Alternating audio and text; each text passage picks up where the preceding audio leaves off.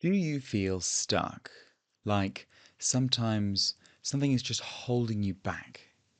It might feel like it's the world or other people or even something coming from within yourself.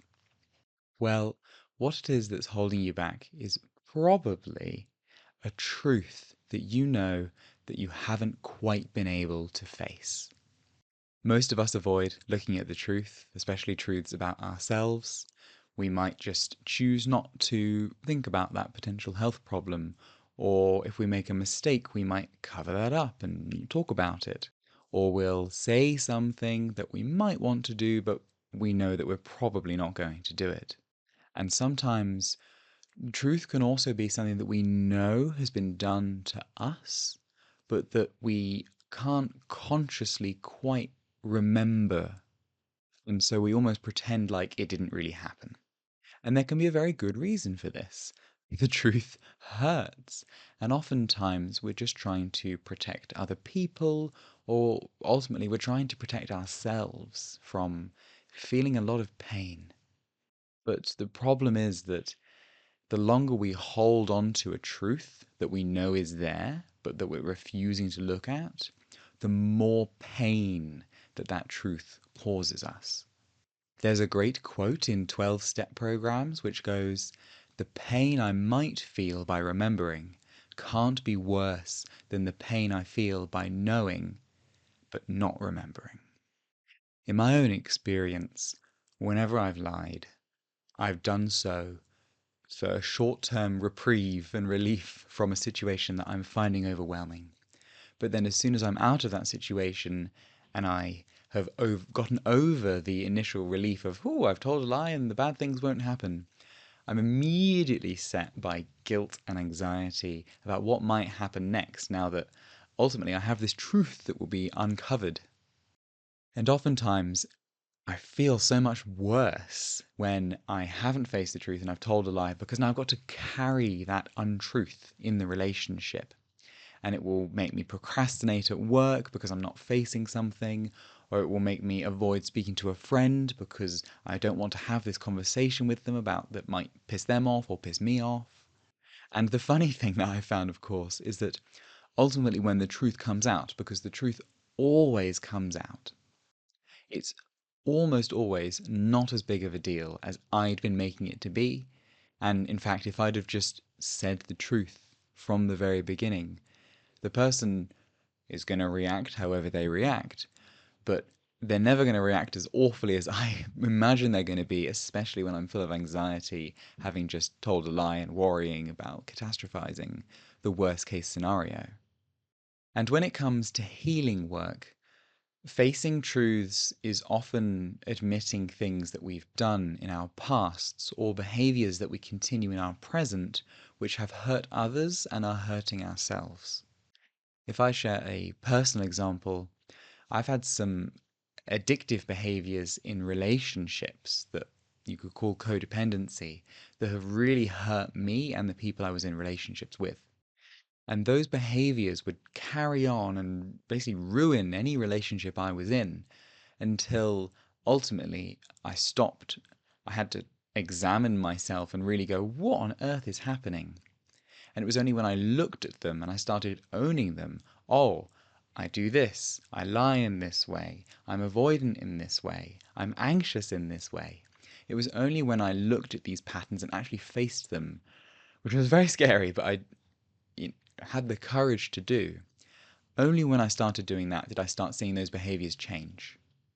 And so really, if you take one thing away from this video, it's that if you have a particular area within yourself that you want to heal, you cannot heal it until you've faced it and owned it fully, 100% in all of its ugly, horrible truth.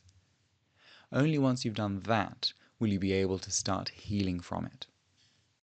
But that's quite a big task. So let's just look quickly at as a reminder of some of the pain that lying and avoiding the truth causes us. And it does this in a number of ways. The first of which is just the psychological strain of carrying lies. It's really difficult to have relationships when you've got lies, whether it's you're in a relationship with someone and you don't quite like something that they did, but you go, oh no, that's fine. Then you build up a little bit of a resentment that you carry around. That stacks up and it really impacts the relationship. And then you're obviously carrying all of this weight of unexpressed feelings and truths that if you just let out at the moment wouldn't be so bad, but now you have to psychologically carry them. Or if you're working professionally with someone, you've got to have some of the professional boundaries that are important, but the more truth you can put into that relationship, the easier it will be to be able to work with them and the less stress you will have about doing your job. And even if you are very good at holding that psychological weight of it all, often unexpressed truthful emotions leak out. And they may end up leaking out with the person you're avoiding, but they might also get displaced onto someone else who has nothing to do with it but is a safer target for you to express those emotions onto. And nobody wins in that scenario. And then finally, ultimately, as I said, you're going to hurt unless you face it. You are condemning yourself to permanent suffering until you face any truth that you need to face.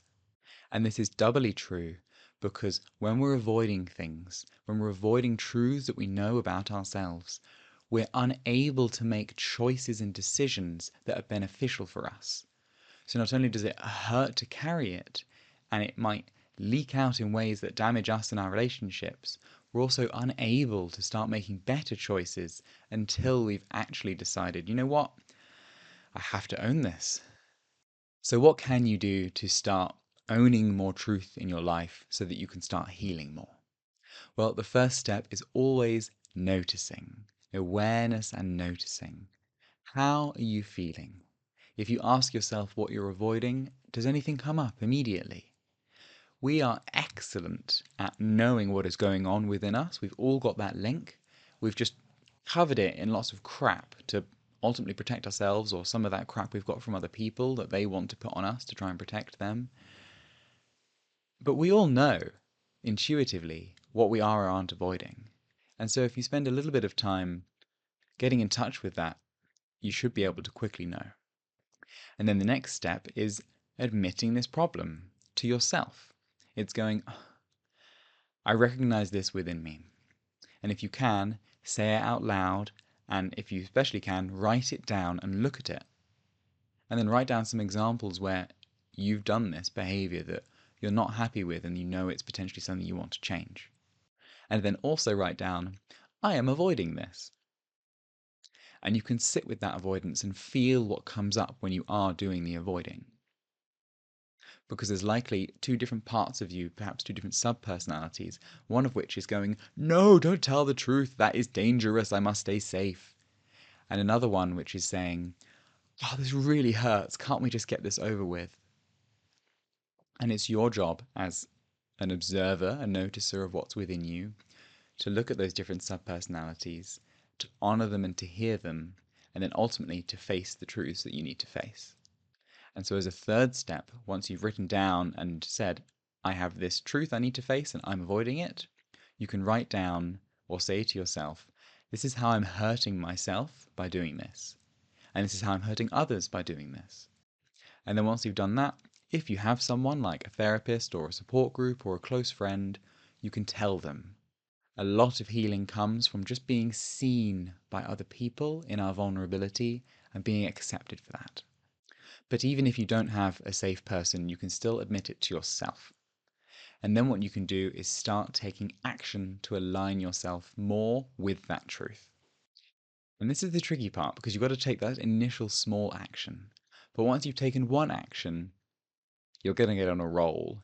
It's actually quite addictive in a good positive feedback cycle way when you start telling the truth because it just feels good. It feels freeing. Your relationships have no weight or baggage in them because you're not carrying anything. You are just there, authentically 100% in the moment with the person, and you're not carrying anything else. And so once you've taken that initial small tiny step in action, you can continue trying to tell the truth. And ultimately, really you want to start committing to telling the truth 100% of the time. Now, there are some nuances within that. Obviously, you have professional boundaries, you have age-appropriate disclosures. Sometimes the timing of telling a truth isn't right.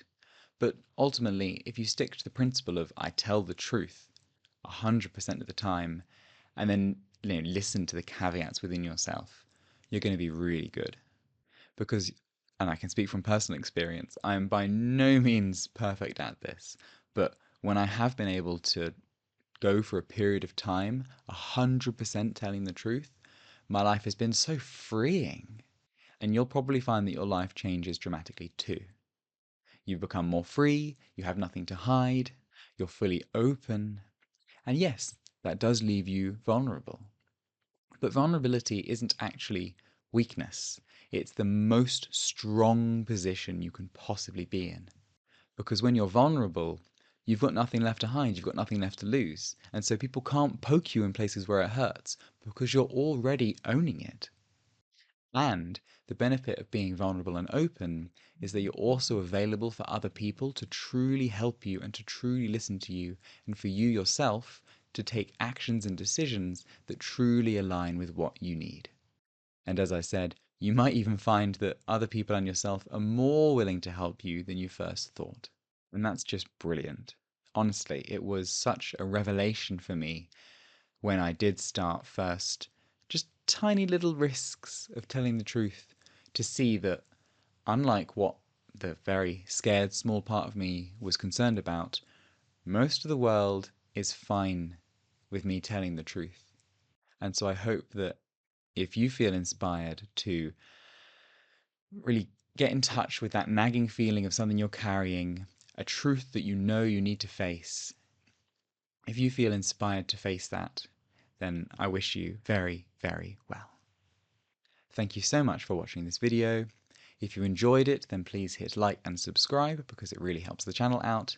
Take care, and I will see you again soon.